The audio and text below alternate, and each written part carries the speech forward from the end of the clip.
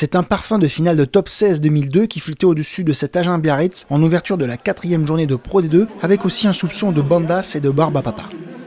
Les buteurs Francis et Lucu vont meubler le score à 6-6 jusqu'à cette 23e minute. Agen est dans l'offensive et dans les 22, son ouvreur lobe la défense biarrote avec cette passe au pied. Heureusement pour les Basques, l'arrière Kylian Hamdaoui récupère et aplatit pour sauver l'action d'essai. Mais le numéro 15 sent le bon coup. Il file en vitesse jouer le renvoi au 22.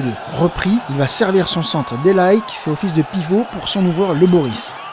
Le numéro 10 a la lucidité de taper très fort au pied face au dernier défenseur.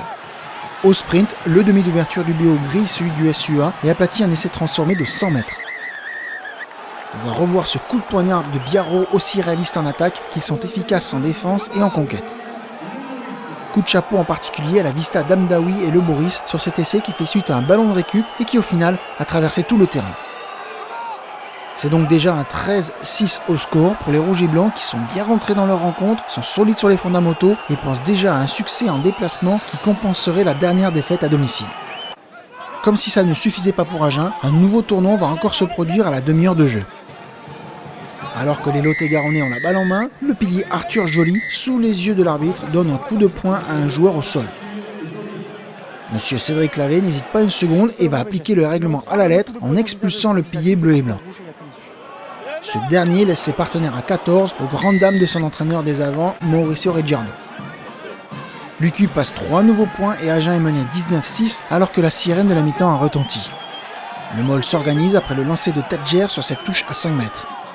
Après un premier recul du groupe pénétrant, les trois quarts viennent prêter main forte. Tisley revient vers le petit côté avant qu'Abadi ne serve Saadi qui parvient à donner à Denos après contact. L'arrière suaviste aplati en coin, laissé transformer de l'espoir. On va revoir sur les images tout le bon travail du Sud-Africain Yohan Saadi, excellent dans le premier acte, mais qui va devoir quitter ses partenaires à la pause, qui est signalé sur le score de 19-13 en faveur du Biarritz Olympique. Mais bien qu'en infériorité numérique et en manque d'efficacité offensive, l'espoir demeure pour les hommes de Mathieu Blin et Philippe Sella. Dans le deuxième acte, les esprits vont s'échauffer avec 3 cartons jaunes et 2 rouges. Les buteurs vont faire grimper le score à 22-16 pour les Basques et Agen doit marquer un essai transformé pour repasser devant. La pénale touche de la victoire leur est offerte. Les avants gagnent la munition et les 3 quarts viennent encore les aider. Après avoir glissé vers la gauche, le pack du SUA marque un stop et repart grand côté en déroulant.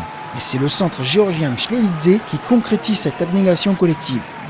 Les Agenais n'auront jamais renoncé, bien que maladroits et bousculés en mêlée. Alors qu'on revoit ce groupé pénétrant gagnant, Burton Francis se concentre pour la transformation de la victoire en coin. À 2 minutes de la fin du match, le Sudaf réussit ce coup de pied qui voit Agen passer devant au score 23-22. Biarritz ne reviendra pas dans les clous et l'USUA l'emporte d'un petit point. Le Stade Armandie, les joueurs Lot-et-Garonnais et le coach Mathieu Blin peuvent exploser de joie dans une fusion collective. Ils se sont rassurés et ont gagné l'un des matchs les plus fous de ce début de saison. Le BO ne ramène qu'un bonus défensif et encore pas mal de doutes.